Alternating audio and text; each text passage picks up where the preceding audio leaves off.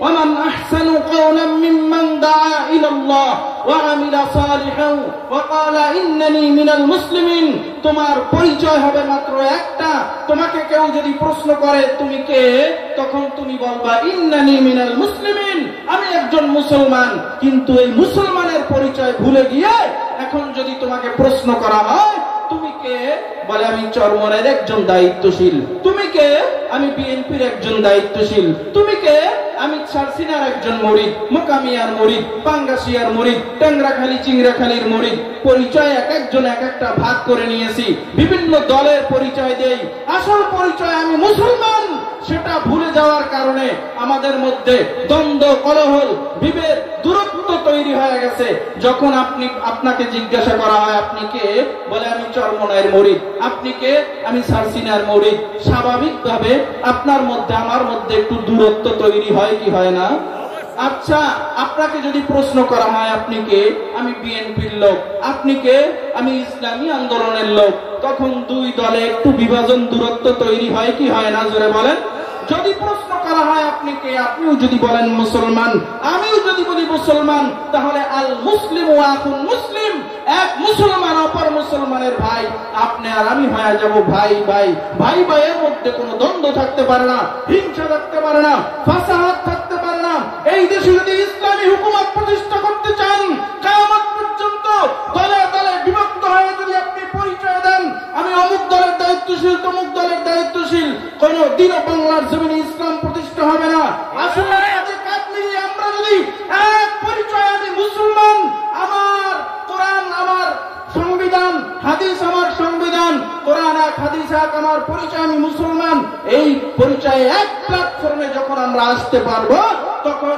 ইসলামের পতাকা কালেমার পতাকা বাংলার জমিনে পথ করে উঠবে জোরে কোন সুবহানাল্লাহ আল্লাহু ওয়াহদাহু লা শারীকা লাহু لا ضد له ولا ند له ولا مثل له ونشهد أن سيدنا وسندنا وحبيبنا وطبيبنا وطبيب قلوبنا وطبيب ربنا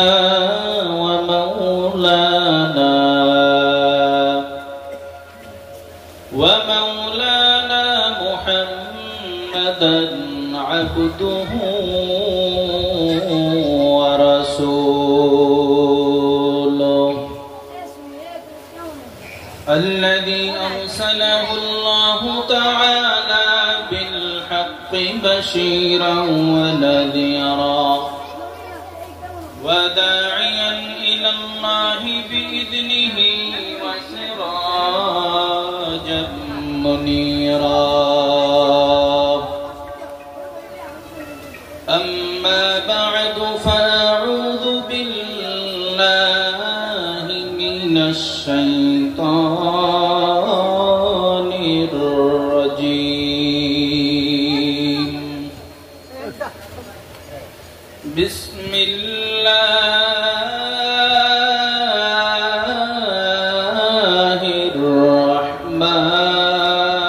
الرحمن الرحيم يا أيها الذين آمنوا اتقوا الله حق تقاته ولا تموتن إلا وأنتم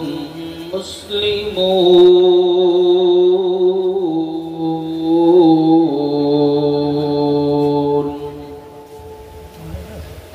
وقال النبي صلى الله عليه وآله وسلم من صام رمضان ثم أتبعه ستا من شوال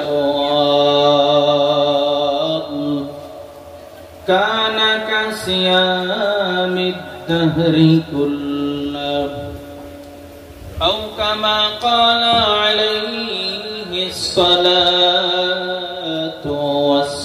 والسلام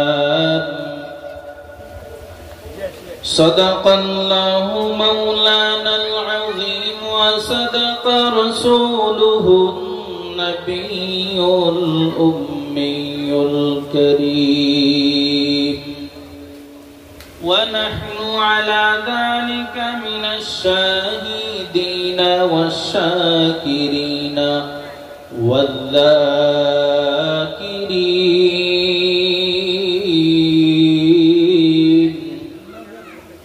والحمد لله رب العالمين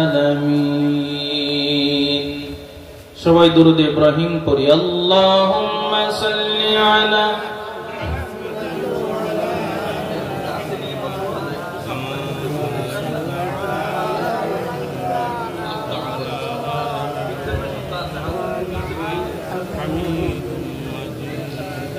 اللهم بارك على محمد وعلى آل محمد كما باركت على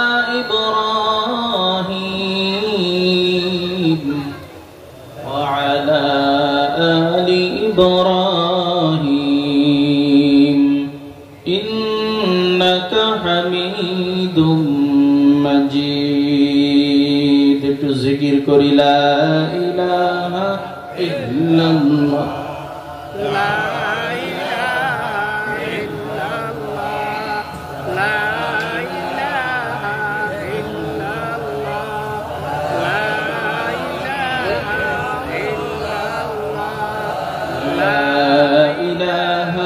الا اللہ لا الہ الا اللہ لا الہ الا اللہ لا الہ الا اللہ لا إله إلا الله لا إله إلا الله لا إله إلا الله لا إله إلا الله محمد رسول صلى الله عليه وسلم سبحانك لا علم لنا إلا ما علمتنا إنك أنت العليم الحكيم قال رب اشرح لي صدري ويسر لي أمري واحلل عقدة من لساني يفقه قولي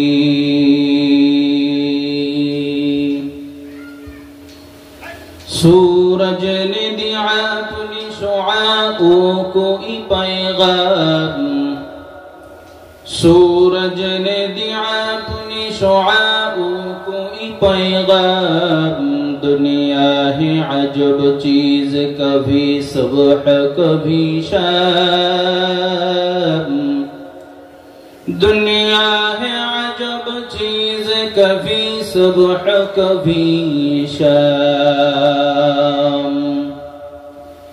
دنیا ہو میں دنیا کا طلبگار نہیں ہو دنیا ہو میں دنیا کا طلبگار نہیں ہو بازار سے گزر ہو خریدار نہیں ہو بازار سے گزر ہو خریدار نہیں ہو ایک چشم زدن غافل ازا شاہد باشی ایک چشم زدن غافل ازا شاہد باشی شاید کا نگاہ کنتا غاہ نباشی شاید کا نگاہ کنتا غاہ نباشی الفت میں برابر کے وفا ہو کے جفا ہو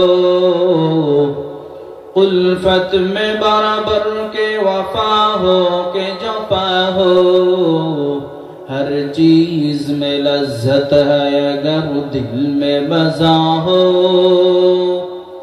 हर चीज में लज्जत है अगर दिल में मजा हो। शुक्रिया, अल्हम्दुलिल्लाह।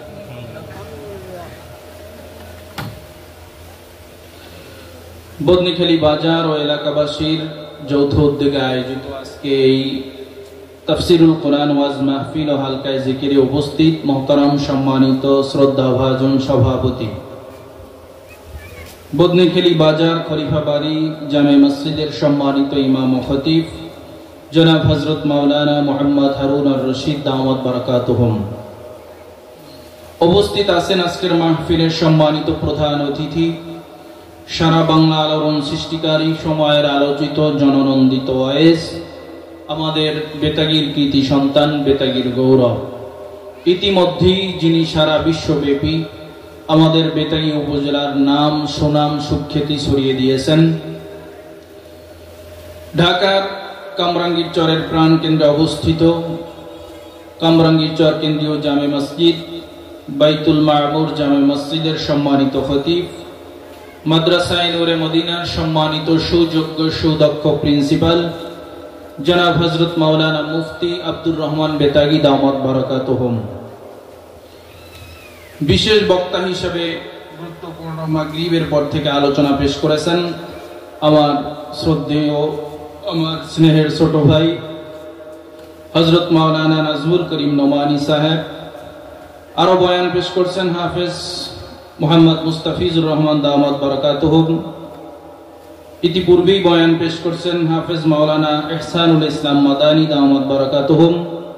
আমার পূর্বে অত্যন্ত গুরুত্বপূর্ণ আলোচনা পেশ করেছেন মুফতি আব্দুল্লাহ কাসিমি দাওয়াত বারাকাতুহুম সহ উপস্থিত হযরত উলামায়ে কেরাম, দূর দূরান্ত আঁকা বাঁকা পথ থেকে আগত মুরব্বিয়ানে কেরাম, যুবক ভাইয়েরা, পর্দার আড়ালে অবস্থানরত সুশিক্ষিতা মাহতারি মামা ও বোনেরা আমার, সৃষ্টির মহান স্রষ্টা দয়াময় রব্বুল আলামিন আল্লাহ তাবারক ওয়া তাআলার দরবারে লাখো কোটি কোটি শুকর ও সুজুদ, যেই মহান স্রষ্টা রব্বুল আলামিন আল্লাহ তাআলা আপনাকে আমাকে দয়া করে, মায়া করে, ইহসান করে, ভালোবেসে রহমতি বরকতি নজরে করুণার চাদরে আশ্রয়িত করে দিয়ে আজকে এই জান্নাতের বাগানে কোরআন হাদিসের মজলিসে আসার এবং বসার মতন তৌফিক দান করেছেন। এজন্য সেই মহান স্রষ্টা রব্বুল আলামিন আল্লাহ তাবারক ওয়া তাআলার দরবারে আমরা সকলেই প্রাণ খুলে উচ্চ কণ্ঠে উচ্চ আওয়াজে শুকর আদায় করি, আলহামদুলিল্লাহ। প্রিয় বাবারা, ভাইরা, বন্ধুরা, বলুন তো আমরা যে এখানে এসেছি, আমরা কি আমাদের নিজের ইচ্ছায় এসেছি নাকি কেউ নিয়ে এসেছেন? জোরে বলেন, কে নিয়ে এসেছেন? আমরা যারা উপস্থিত হয়েছি আমাদের মধ্যে হয়তোবা অনেকে অসুস্থ রোগী, অথবা ঘরের মধ্যে রোগী আছে, আত্মীয় স্বজনের মধ্যে রোগী আছে, আছে না নাই? রোগী নাই, রোগ নাই, এরকম কোন মানুষ খুঁজে পাওয়া যাবে না। বাবা, নবী আমার বলেন, ৬টা জিনিস আসার পূর্বে ৬টা জিনিসের মূল্যায়ন করো। এর মধ্যে অন্যতম একটা হলো তোমার অসুস্থতা আসার পূর্বে তুমি সুস্থতার মূল্যায়ন করো।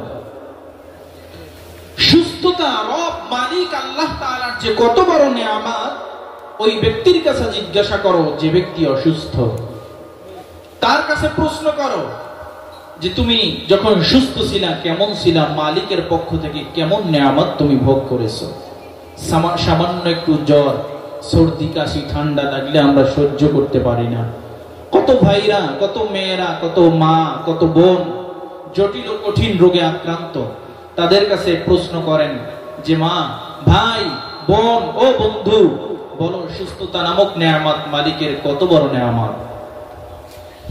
সুস্থতা নামক নিয়ামত যে আল্লাহর কত বড় নিয়ামত, এটা যদি তুমি আরো একটু স্পষ্ট বুঝতে চাও, বরিশাল শেরেবাংলা মেডিকেল কলেজে যাও, পঙ্গু ডিপার্টমেন্টে তুমি যাও, পঙ্গু বিভাগে যাও, দেখো কত মানুষের পা ইট বেঁধে ঝুলাইয়া রাখছে, কত মানুষের পা রড বেঁধে ফ্যানের সাথে টানায়া রাখছে, কত মানুষ নাট বল্টুর মাধ্যমে পা আটকানো, হাত আটকানো, কত কষ্টের মধ্যে আছে।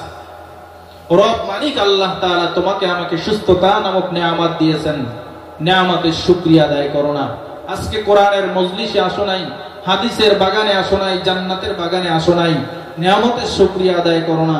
ফজরের সময় আল্লাহ তোমাকে সুস্থতা নামক নেয়ামত দিয়ে ধন্য করছেন। মুয়াজ্জিন সাহেব as-সালাতু খায়রুম মিনান নাওম বলছে, তোমাকে আল্লাহ পায় নাই। ফজরে তুমি হাজিরা দাও নাই, তুমি সুস্থ, ফজরের নামাজ আদায় না করে মাঠে ঘাটে কাজকর্ম করার জন্য গেছো যুবক।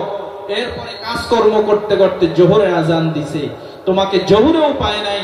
জোহর চলে গেছে হেলায় খেলায়, আসরে আজান দিছে, তোমাকে আসরেও পায় নাই। রব মালিক আল্লাহ তোমাকে আবার মাগরিবে ডাক দিছে, মাগরিবেও তোমাকে পায় নাই। আবার রব মালিক তোমাকে এশার নামাজে ডাক দিছে, এশাও পায় নাই। এশার নামাজ না পড়েও তুমি ঘুমায়া গেলা। আবার রব মালিক আল্লাহ তাআলা ফেরেশতাদের মাধ্যমে ফেরেশতাদেরকে বলে, আমার এই বান্দা যেহেতু ফজরে আসে নাই, জোহরে না, মাগরিবে না, আসরে না, এশাও আসে নাই, আগামীকাল ফজর পড়বে মনে হয়, কিন্তু না, তুমি পরবর্তী দিন ফজরেও রব মালিকের কুদরতি কদমের মধ্যে সিজদা দাও নাই। মালিক আল্লাহ তাআলা তো তোমাকে ফজরে তার কুদরতি কদমে সিজদা না দেওয়ার পরেও সকালবেলা তোমাকে কত সুন্দর নাস্তা করাইলো, খাবার গ্রহণ করাইলো, তুমি জোহরের নামাজ আদায় করো নাই, তারপরেও তোমাকে দুপুরে কত সুন্দর খাবারের ব্যবস্থা করলো, বিকালে নাস্তার ব্যবস্থা করলো, রাতে আবার তোমাকে খাবারের ব্যবস্থা করলো।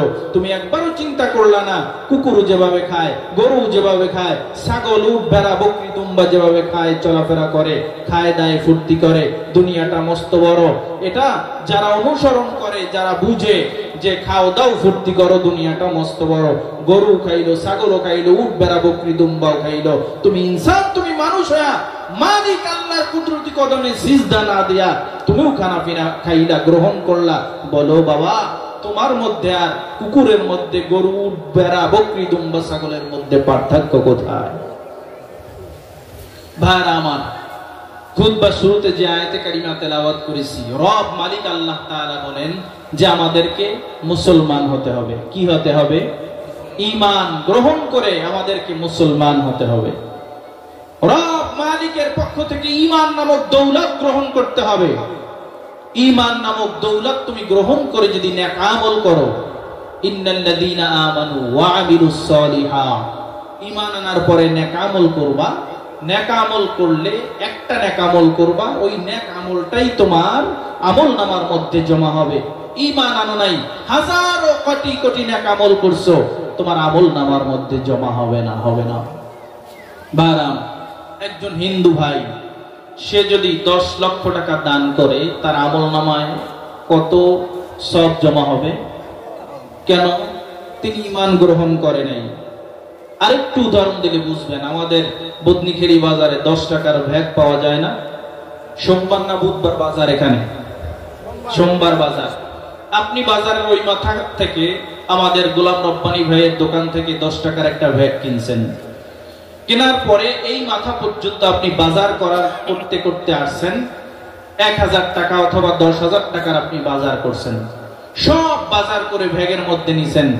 বাজার করতে করতে এই মাথায় এসে আপনি খেয়াল করলেন যে ভ্যাগের নিচে একটা সিলি থাকে না, সেলাই, ওটা নাই।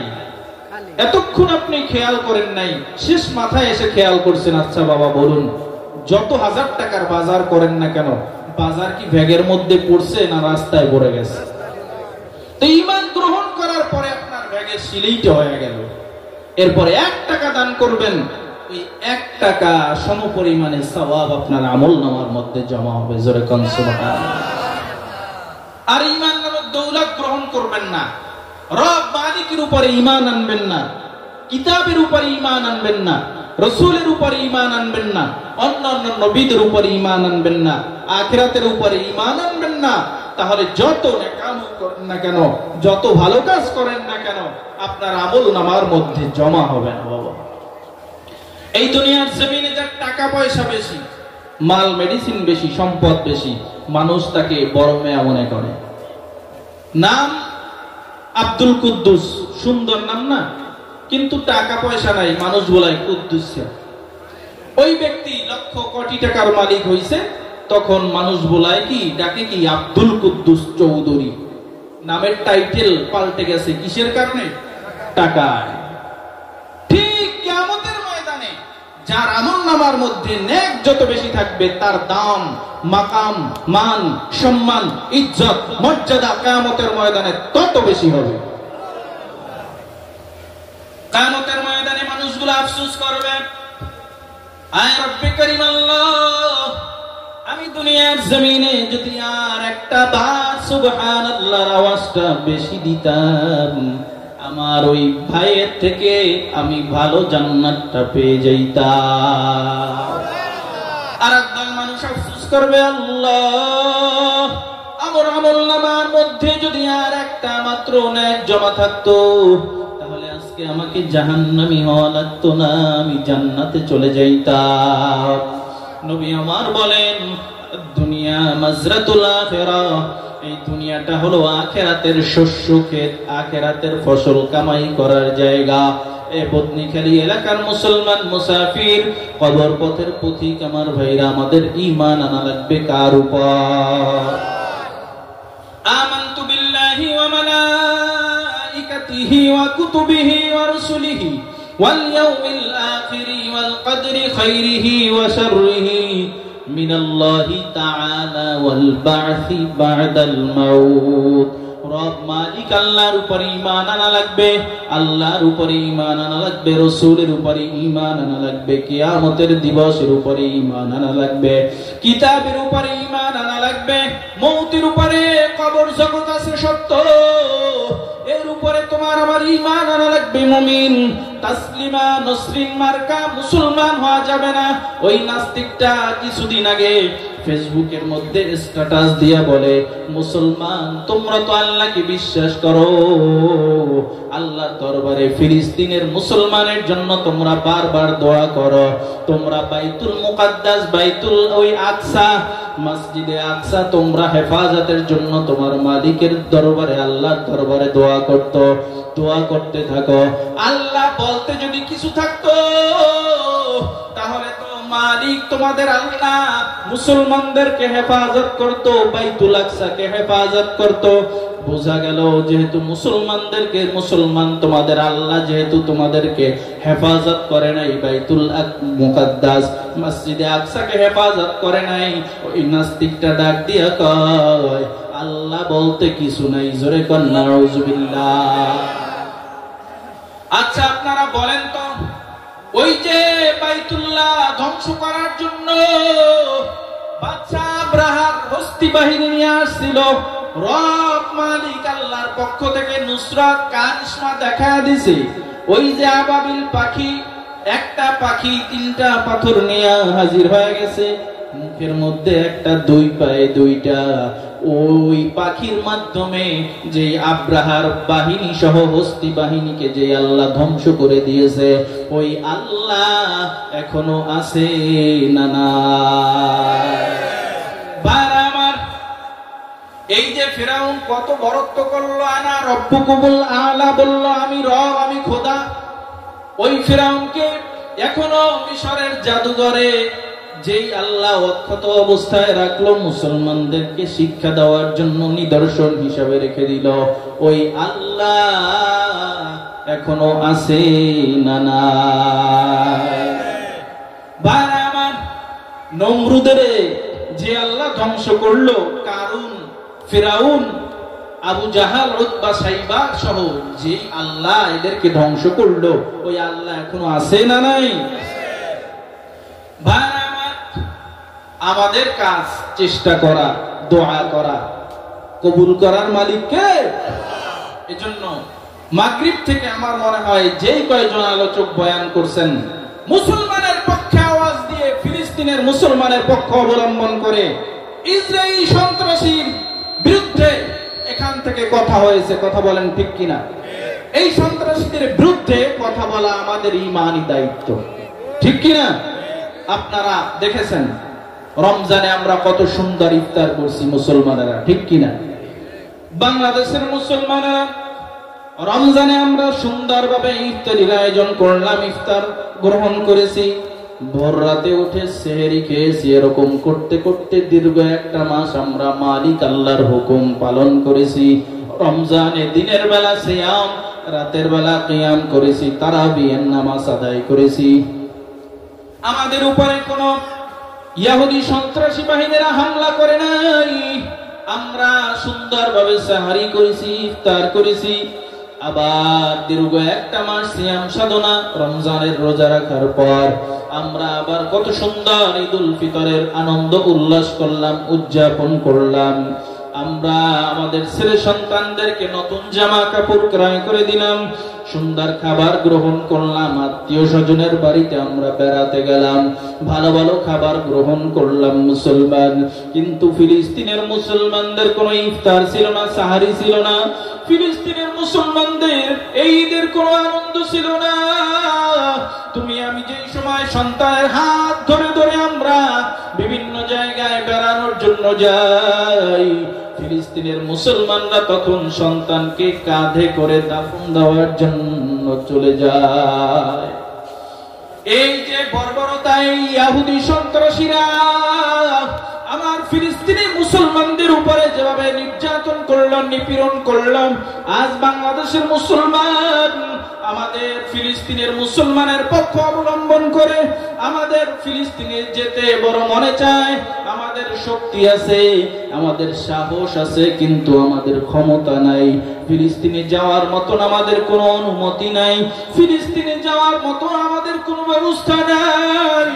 মুসলমানের প্রথম কিবলা বাইতুল্লাহ, ওই বাইতুল আকসা রক্ষার জন্য আমরা দলে দলে ফিলিস্তিনে রওনা দেওয়ার জন্য প্রস্তুতি গ্রহণ করলেও আমাদের যাওয়ার মতন কোনো অনুমতি নাই, যাওয়ার মতন কোনো ব্যবস্থা নাই মুসলমান।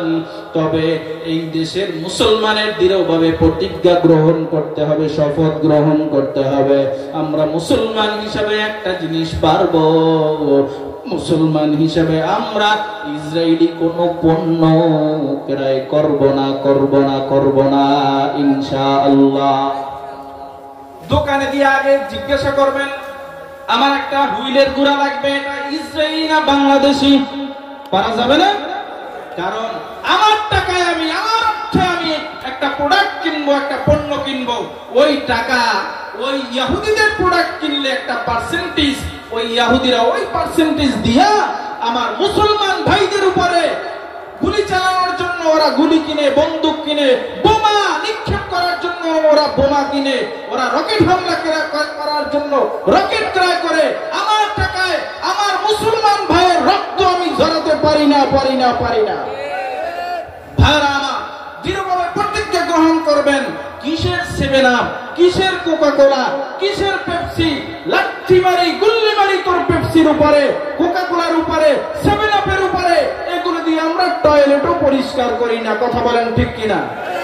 বিকল্প আমরা মদ ক্রয় করবো যদি খেতেই হয়। আচ্ছা বলেন, এই পানীয় যদি আমি না খাই আমি কি মরে যাব? হ্যাঁ, নিত্য প্রয়োজনীয় পণ্য আমার হুইলের গুঁড়ো কেনা লাগে, আমি কাশ্মীর গ্রুপের কিনবো, আকিস গ্রুপের কিনবো। আমার সাবান ক্রয় করা লাগে, কিসের ডাব সাবান, লাথি মারি তোর উপরে। আমি বাংলাদেশি পণ্য যেইগুলো আছে এগুলো ক্রয় করব। কিসের বাটা জুতা টুতা, তোর উপরে লাথি মারি, ঝাড়ু মারি, জুতা মারি। ইসরায়েলি কোনো পণ্য ক্রয় করব না ইনশাআল্লাহ। দেখেন নাই বাংলাদেশের ওলামায়ে কেরাম এখন বিভিন্ন জায়গায় তারা ইসরায়েলি এই পণ্যর বিপক্ষে তারা নিজেরা বিকল্প তৈরি করা শুরু করছে, যার একটা হলো এই ফাইজান। কিনলে কিসের পানি, একটা কিনলে পানি আছে না, বলবেন হুজুর অ্যাডভাইস করতে আসছেন না বাবা, ইমানি দায়িত্ব পালন করার জন্য বলছি। কথা বলেন ঠিক কিনা? এই যে ফাইজান কোম্পানি, আমাদের শায়েখে চরমনাইয়ের কোম্পানি, এই কোম্পানির পানি কিনলে পানির উপরে লাথি মারি, ফাইজান কোম্পানির পানি গ্রহণ করি। কথা বলেন ঠিক কিনা? ভাইরা আমার, দোকানে গেলে আগে জিজ্ঞাসা করবেন, যেই দোকানে ইসরায়েলি পণ্য থাকবে ওই দোকানকেও বয়কট করা হবে ইনশাআল্লাহ। আমার মুসলমানের মুসলমান যেই টাকায় দিয়া মুসলমানের রক্ত ঝরানো হয়, আজকে গাজাকে প্রায় ওরা শেষ করে দিয়েছে। আমি কোনদিনও আমার টাকা দিয়া মুসলমানের বিপক্ষ অবলম্বন করতে পারি না, পারি না, পারি না। ভাইরা আমার, একটু ইমানদার, ইমান গ্রহণ করার পরে আমরা একটু বিচক্ষণতার পরিচয় দিয়ে সুন্দরভাবে বাজার করে আমার টাকায় আমি দেশীয় পণ্য, মুসলমানের পণ্য ক্রয় করে খাবো ইনশাআল্লাহ। পারা যাবে না? পারা যাবে না ইনশাআল্লাহ। ভাইরা আমার, ঈমান গ্রহণ করার পর আপনার জবান থেকে যদি হকের আওয়াজ বের হয়, সত্য কথা বের হয়, তখন দেখবেন সমাজের একদল মানুষ আপনার শত্রুতে পরিণত হবে। কিসে? জোরে বলেন, কিসে? শত্রুতে পরিণত হবে। আরে আপনি আমি কোন টেম্পোরারি মুসলমান, কেমন বক্তা আর তক্তা, কেমন উলামায়ে কেরাম।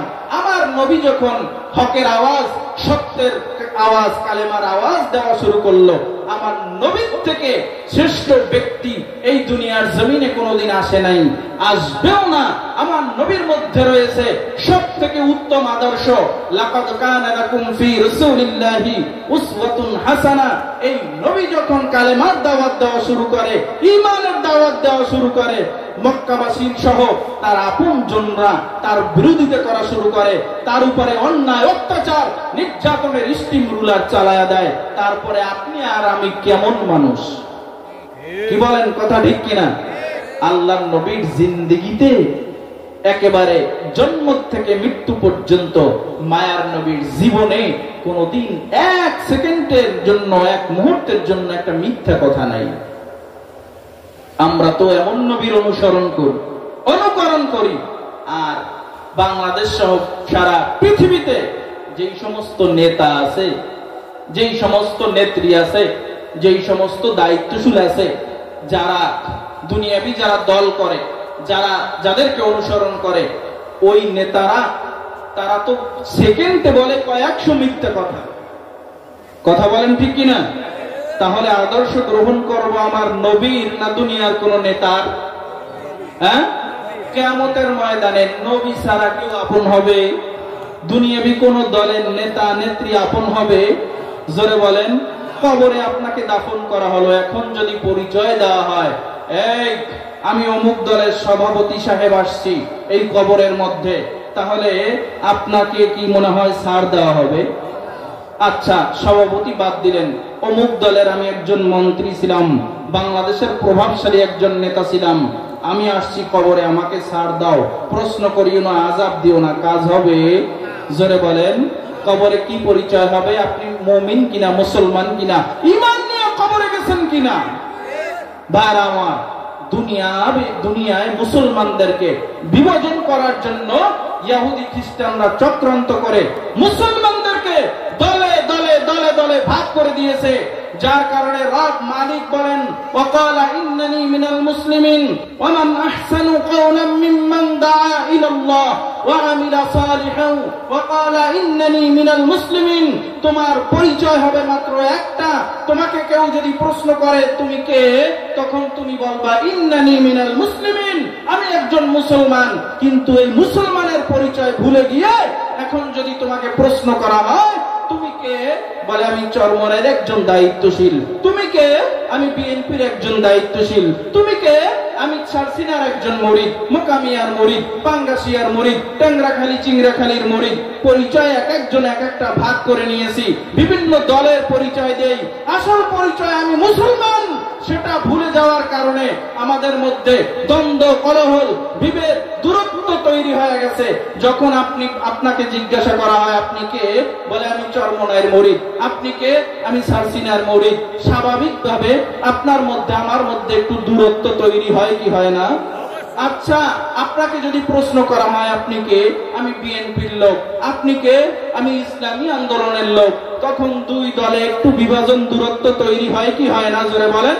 যদি প্রশ্ন করা হয় আপনি কে, আপনিও যদি বলেন মুসলমান, আমিও যদি বলি মুসলমান, তাহলে আল মুসলিম ওয়া আখুন মুসলিম, এক মুসলমান অপর মুসলমানের ভাই।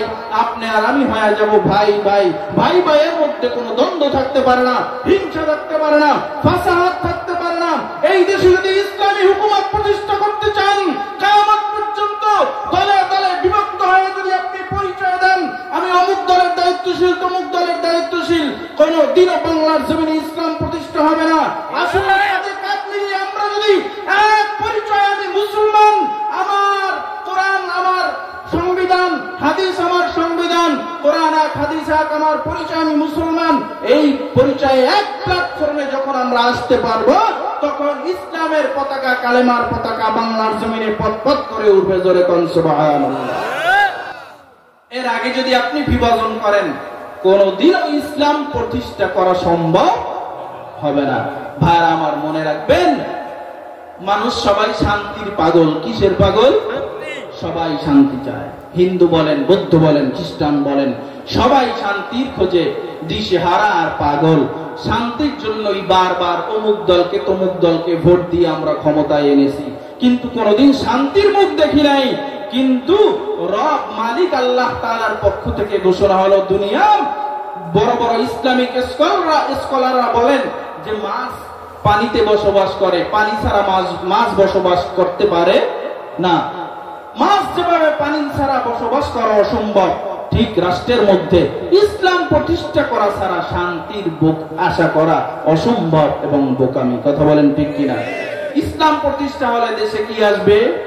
জোরে বলেন। চুরি থাকবে না, অন্যায় থাকবে না, অপরাধ থাকবে না। ছোট্ট একটা উদাহরণ যদি দেই, সৌদি আরব সম্পূর্ণ ইসলামিক রাষ্ট্র না, কয়েকটা মাত্র ইসলামিক আইন নিয়ম কানুন পদ্ধতি চালু আছে, যার মধ্যে অন্যতম একটা হলো চুরি করলে হাত কেটে দেয়। ইসলাম বলে চুরি করলে কি করবে? হাত কেটে দেবে।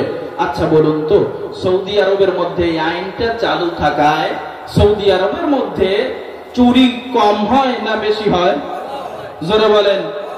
আমরা মনে করি কি, যারা সাধারণ মানুষ আছে তারা মনে করে ইসলাম প্রতিষ্ঠা হইলে আমরা বড় সমস্যায় পড়ব, নারীরা ঘর থেকে বের হতে পারবে না, আমরা অমুক কাজ তমুক কাজ কিছুই করতে পারবো না, সুদ খেতে পারবো না, ঘুষ খেতে পারবো না, চাঁদাবাজি দুর্নীতি করতে পারবো না। আমরা ভয় পাই ইসলামকে। কারণ কি জানেন? চুন খেতে খেতে মুখ পুড়ে গেছে, এখন দই দেখলেও ভয় পায়। কথা বলেন ঠিক কিনা? এই যে দুনিয়াবি আদর্শ গ্রহণ করার ফলে এখন আর নবীর আদর্শ ভালো লাগে না। নবীর আদর্শের কথা, ইসলামের কথা শুনলে মানুষ ভয় পায়। আসলে ভয় পাবে না, ইসলাম প্রতিষ্ঠা হলে মানুষ শান্তিতে বসবাস করবে। ডাকাতের একদম 6 লাখ চতুর্দিকে আমরা ঘুমাতে পারি না। এই কয়েকদিন আগে 10 মিনায় মাহফিল গেলাম, হুজুর আমাদের প্রধান অতিথি আজকে মোনাজাত দিতে না দিতেই মাইকে ঘোষণা যে ডাকাত পড়ছে। আসলে গুজব কিছু না, আমাদেরকে বলে হুজুর বাউফল দিয়ে যাই না, আসছি কয় বাউফলে ডাকাত পড়ছে। বাউফলে আইসে দেখি বাউফলের মানুষ নাকটাই না ঘুমায়, আর 10 মিনার মানুষ সব সজাগ।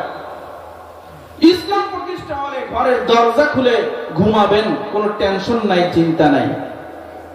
ভাই আমার, ইসলামের কথা বললে, দ্বীনের কথা বললে একদল মানুষ আপনার শত্রুতায় পরিণত হয়ে যাবে। এজন্য ভয় পাওয়া যাবে না। দ্বীনের কথা, ইসলামের কথা, কোরআনের কথা, হকের কথা বলছি, বলবো, বলে যাবই ইনশাআল্লাহ। আল্লাহর নবী সাল্লাল্লাহু আলাইহি ওয়াসাল্লাম মক্কা জীবনে দীর্ঘ 53টা বছর কাটিয়ে দিয়েছেন। 40 বছর বয়সে মায়ার নবী সাল্লাল্লাহু আলাইহি ওয়াসাল্লাম নবুয়ত প্রাপ্ত হয়েছেন। আল্লাহর নবী যখন নবুয়ত প্রাপ্ত হয়ে গেলেন, হেরা পর্বতে আল্লাহর নবী সাল্লাল্লাহু আলাইহি ওয়াসাল্লামের উপরে পবিত্র সূরা কুরআনুল কারীমের সূরা আলাকের 5টা আয়াত নাযিল হয়ে গেল। আল্লাহর নবী সাল্লাল্লাহু আলাইহি ওয়াসাল্লাম এর কিছুদিন পরেই সাফা পাহাড়ের চূড়ায় উঠে মুহাদ্দিস মুফাসসিরিন ইকরামগণ কেউ কেউ অন্য একটা পাহাড়ের কথা বলেছেন, আবার কেউ কেউ বলেছেন সাফা পাহাড়ের চূড়ায় উঠে আল্লাহর নবী সাল্লাল্লাহু আলাইহি ওয়াসাল্লাম এবার মক্কাবাসীদেরকে ডাক দেওয়া শুরু করলেন, ইয়া আইয়ুহান নাস কুলু লা ইলাহা ইল্লাল্লাহ তুফলিহুন। মক্কাবাসীদেরকে আল্লাহর নবী ডাকলেন। মক্কাবাসীরা সবাই ওই পাহাড়ের চতুর্পাশে আইসা দাঁড়াতে শুরু করলো।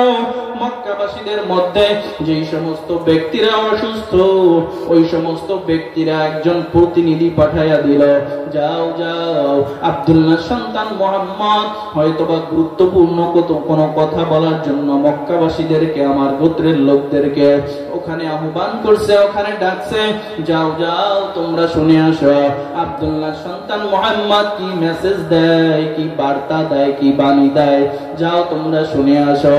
এবার মক্কার সব মানুষরা চতুর্পাশে ঈশা পাহাড়ের চতুর্পাশে ঈশা দাঁড়ায় গেল। আল্লাহর নবী সাল্লাল্লাহু আলাইহি ওয়াসাল্লাম মক্কাবাসীদেরকে আহ্বান করে ডাক দিয়া কয়, ও মক্কাবাসী লোকেরা আমার, ও আমার গোত্রের লোকেরা, বংশের লোকেরা, এলাকার লোকেরা, শোনো, তোমরা মূর্তি পূজা সারিয়া দাও না, মানাত উজ্জাতের পূজা সারিয়া দাও, এক আল্লাহর গোলামি করো, আল্লাহর উপরে ঈমান গ্রহণ করে নাও।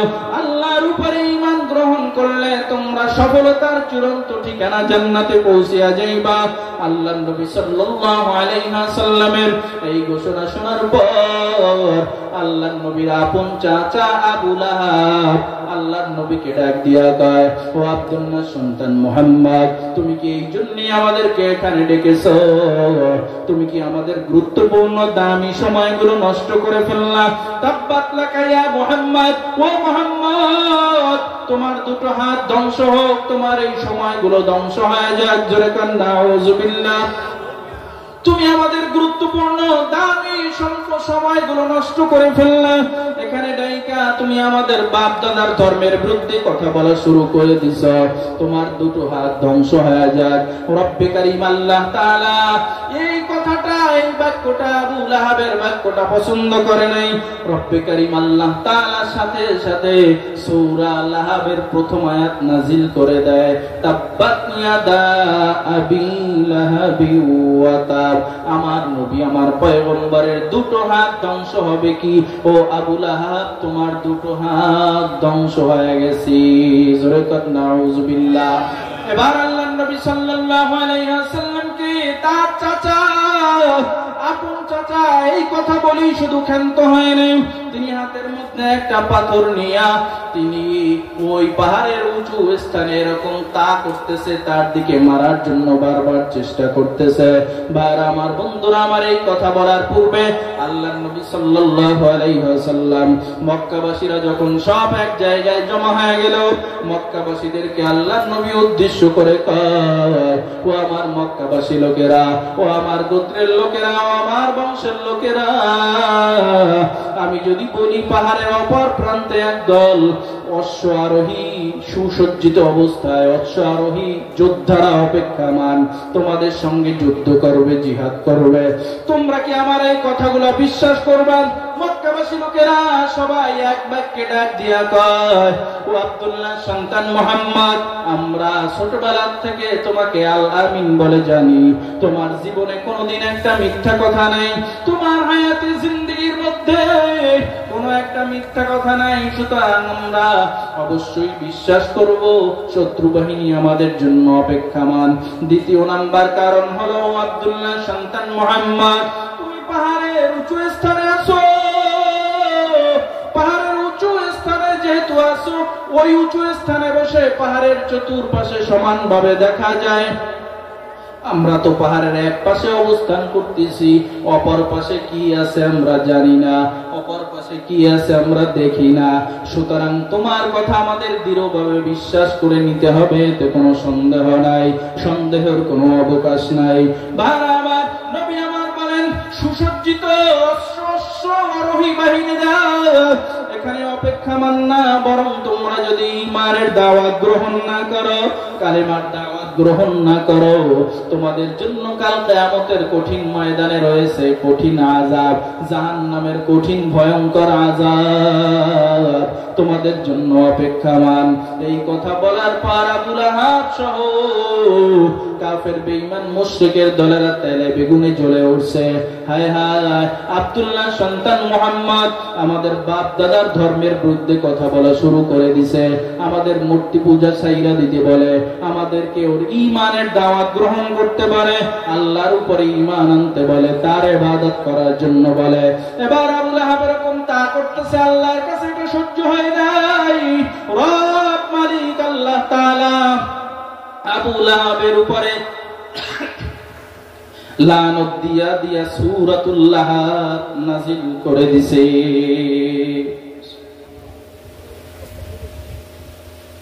একটা পরিবার কতটা খারাপ হলে এই পরিবারের উপরে লানত দিয়া আল্লাহ তাআলা সম্পূর্ণ একটা সূরা নাযিল করে। জোরে কোন নাউযুবিল্লাহ। আবু লাহাবের স্ত্রীর নাম ছিল উম্মে জামিল। তিনি ছিলেন একজন দজ্জাল মহিলা। দজ্জাল কি মহিলা? আমাদের অঞ্চলেও গ্রাম অঞ্চলেও এরকম কিছু আবু লাহাবের স্ত্রী মার্কা দজ্জাল মহিলা আছে। এই আবু লাহাবের স্ত্রী আবু লাহাব যে আল্লাহর বিরোধিতা করে, নবীর বিরোধিতা করে, সর্বোত্তম চেষ্টা, সর্বোত্তম সহযোগিতা আবু লাহাবকে তার স্ত্রী করেছে। জোরে কোন নাউজুবিল্লাহ। আবু লাহাব আল্লাহর নবীর কতটা নিকটাত্মীয়, একদিকে আপন চাচা, অপরদিকে আপন দুই কন্যার বেয়াই, দুই কন্যার শ্বশুর, আপন বেয়াই, এক না বরং ডবল বেয়াই। আল্লাহর নবী সাল্লাল্লাহু আলাইহি ওয়াসাল্লামের দুই কন্যা রুকাইয়া এবং উম্মে কুলসুম, এই দুই কন্যাকে একসঙ্গে আল্লাহর নবী আবু লাহাবের দুই সন্তানের কাছে উতবা এবং উতাইবার কাছে বিবাহ দিয়েছিলেন। এই ডবল বেয়াই এবং আপন চাচা কতটা আল্লাহ বিদ্বেষী হলে, খোদা বিদ্বেষী হলে আল্লাহ তাআলা এই পরিবারের উপরে লাআনাত নাযিল করে। জোরে কোন নাউজুবিল্লাহ। এজন্য রব বিদ্বেষী হওয়া যাবে না, খোদা বিদ্বেষী হওয়া যাবে না, ঈমানের উপরে ইস্তেকামত থাকা লাগবে ইনশাআল্লাহ। ফিলিস্তিনের মুসলমানদের উপরে প্রাণ ভরে দোয়া করতে হবে, আল্লাহ রব্বে কারীম ফিলিস্তিনের মুসলমানদেরকে আপনি কুদরতি হাতে হেফাজত করেন, ওই ইসরায়েলি সন্ত্রাসী বাহিনীদেরকে আপনি ধ্বংস করে দেন, ধ্বংস করে দেন, ধ্বংস করে দেন। জোরে কোন আমিন। ভাইরা আমার, ঈমানের উপরে ইস্তেকামত থাকা যাবে না। ঈমানের কথা বললে একদল শত্রু আমাদের তৈরি হয়ে যাবে, এই ব্যাপারে আমাদের টেনশন নাই, চিন্তা নাই। নারায়ে তাকবীর, নারায়ে তাকবীর। প্রধান অতিথির আগমন, বেতাগী হুজুরের আগমন।